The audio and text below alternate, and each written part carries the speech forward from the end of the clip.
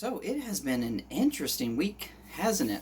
Between the gun violence and the blaming game everywhere, here and there, and of course, what gets attacked? The video game industry. But guess what happened? I got on the local news. How, you might ask? Well, literally just pure luck. But I was visiting a local game store that I go to, and a newscast came in, and they were asking myself and the game store owner about, does violence in video games cause violence in real life?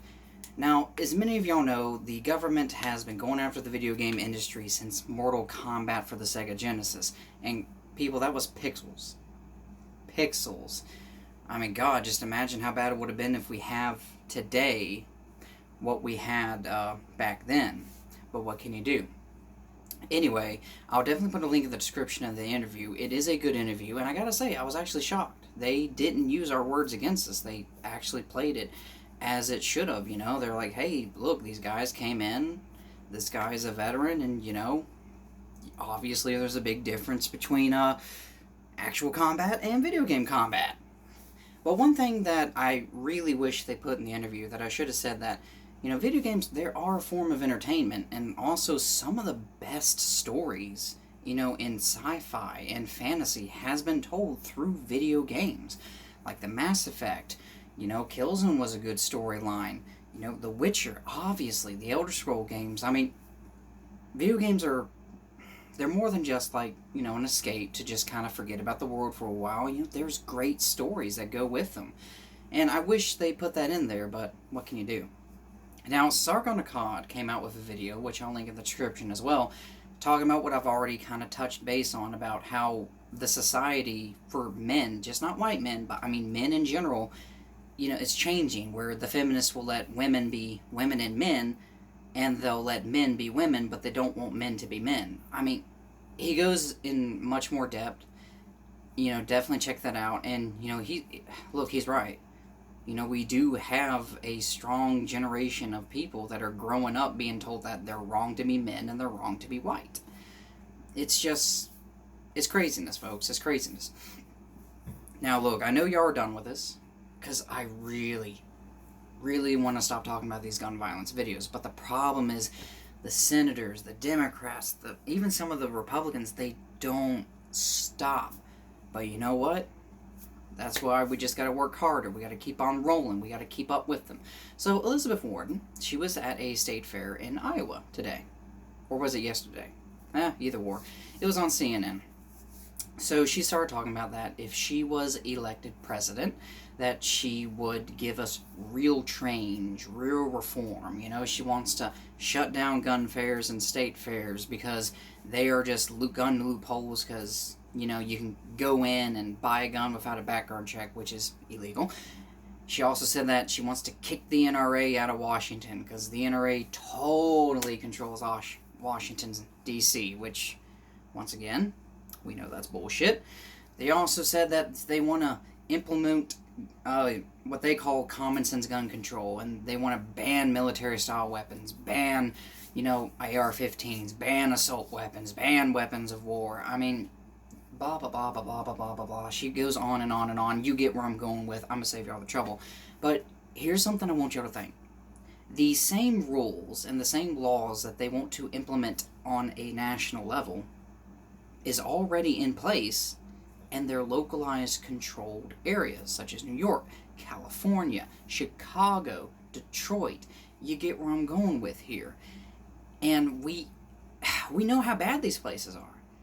I mean, we hear all the time how people are leaving these areas because they want to escape. They want to get they want to get out from under the Democratic-controlled area.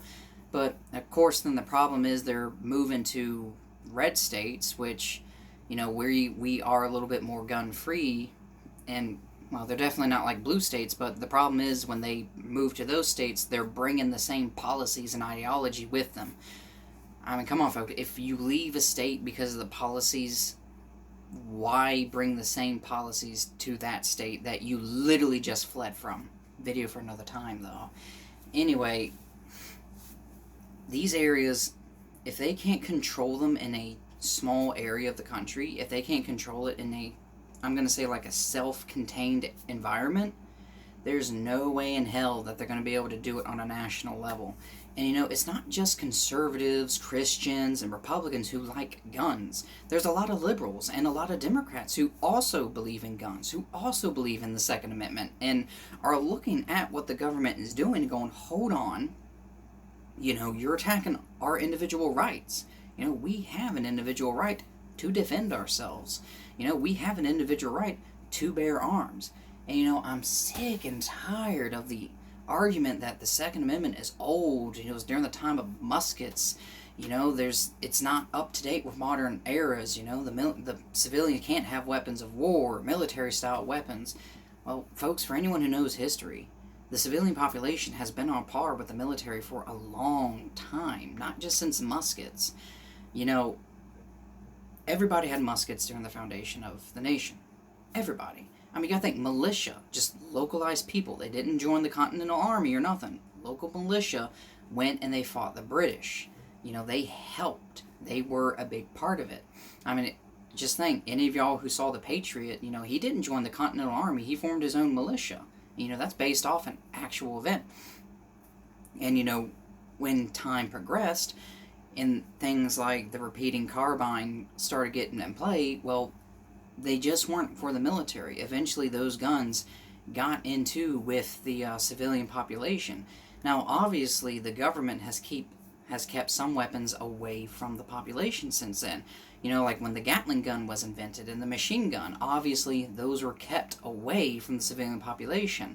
And, even cannons. Civilians couldn't own cannons because, well, I mean, the government didn't necessarily want their own people to rebel against them at full force. Kind of reminds me of today, actually. Anyway, but when it came to things like shotguns, trail carbines, repeating carbines, even sniper rifles, to a certain extent, the civilian population had their hands on it, and it stayed that way up to modern times. The military has all the good stuff. We have the tanks, the Humvees, the helicopters, the warships, the machine guns, the rocket launchers, blah, blah, blah, blah, blah, blah, blah. But civilians are still allowed the very basic of weapons. But the Democrats view that as problematic. They say because it's old, or these are weapons of war, we shouldn't have them. Well, the civilian population's had weapons of war since the very beginning of the nation, and that's the reality. And a lot of y'all do know this. So, when we have these Democrats running on gun control, the same laws that they already have in place in their localized areas, it's not going to work. It doesn't work in local areas. It's not going to work on the national level. All they're going to do is restrict access for law-abiding citizens, such as me and such as you. They're going to restrict our access to guns. We're not going to be able to get guns, and then they're going to demand that we turn in our guns, while the criminals are going to keep doing as they do. They're just going to keep getting guns illegally. Look, they say we have no background checks, but we do. There are universal background checks. There was someone somewhere saying that we need a background check where it takes a week until you can buy even just like a simple, 5-cylinder revolver. A week. That's more than a background check. That's try to convince someone to not buy a gun, because what that's going to do is people are impatient. You'll have someone who will love a gun. They'll be like, hey, there'll be a law-abiding that said no felonies, no nothing, and they'll be like, hey, I really like this hunting rifle. I like to buy it. And they'll be like, okay, yeah, that's fine. We'll come back in a week after your background check is done, and you'll be good. That's to change someone against it, because they're going to sit there and go, a week? No, I'm good, man, thank you.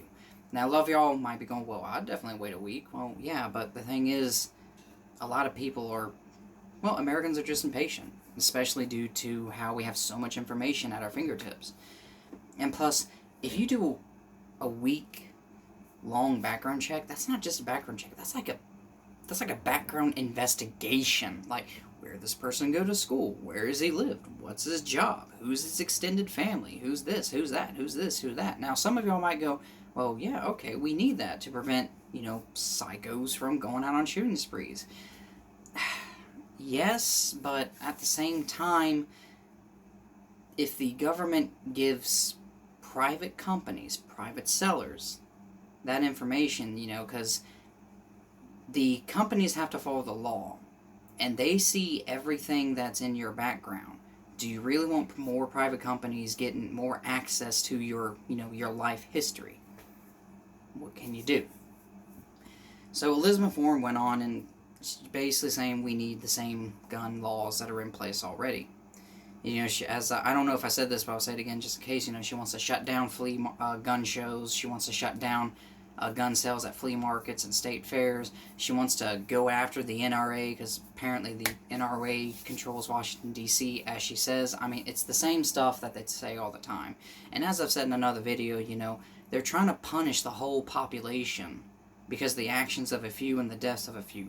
Yes, that might sound cold, but when you get behind the numbers, that's the reality. And, talking about numbers, they're always talking about how Australia and Europe has such great gun control, and it's actually worked for them. And, their homicide rates are lowering, but somehow some of their crime keeps skyrocketing.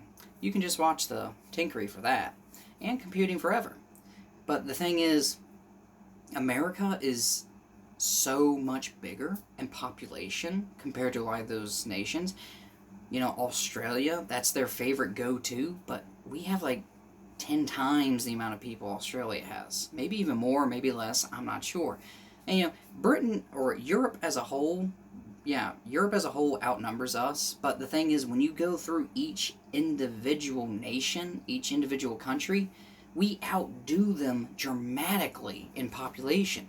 So, when you have a higher population, obviously there's going to be higher crime rate because there's more people doing the crimes compared to a lower population where, it's a fewer people doing the crimes because they just don't have the population.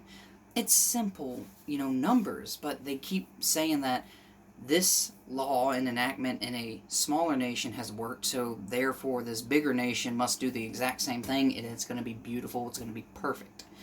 No, it's not. And a lot of y'all know this.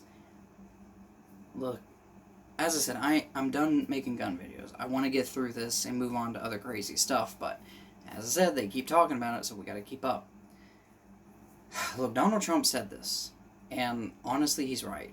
We are one election away from gun control, socialism, open borders, and just legal status for every immigrant that crossed that border and crossed it already. That is going to put such a financial burden on the United States taxpayer, especially when you have immigrants just coming in who's never paid anything into the system. And plus, you know who else doesn't want open borders in America? Mexico. Because the cartels and MS-13, they'll use that open borders to smuggle much more weaponry into Mexico. Mexico don't want it either. The thing is, the problems that affects the United States does affect Mexico, and hell, even Canada, because if it's not just going to be the southern border, people tend to forget it's also going to be the top border up into Canada, and Canada doesn't want to deal with that stuff either, because, what happens in our southern border currently, well, they'll just move up because they'll be like, well, hey, we can just go through America all willy-nilly and free, alright, let's head to Canada. And Canada doesn't want to deal with it either. Look, a lot of this might sound like conspiracy theorists. I get it. But at the same time, you gotta think as the attackers. You gotta think as the aggressors. You gotta think as the criminals. And, if I was in charge of a cartel, I hear America's politics saying that we're gonna open the border. Yeah, I would put so much money into these Democratic elections trying to get Democrats to win, because opening the border, yeah, I might take a financial loss, but everything I would gain money-wise from an open border, oh yeah, it would be worth it. And I'd definitely be looking up towards the other borders, such as Canada, and start spreading into there. Their precious, precious Canada that they want to say is so wonderful and great. Well, it may not be precious when the same crime moves up in there. Anyway, folks, definitely check out the interview. Definitely check out what Sargon Akkad says. They're worth the time. And, just keep holding strong. This time will pass until another one happens. Oh, one last thing before I go. So there was a pipe bomb in Las Vegas. but it got stopped because a guy was going into a gay club with a bunch of pipe bombs and he was going to blow them up and kill a lot of people. But guess what? That gay club had armed security, and guess what happened with the armed security? He stopped them. And this was on CNN too, so guess what? Good guys with guns, they can save lives. Alright folks, I'll see y'all later.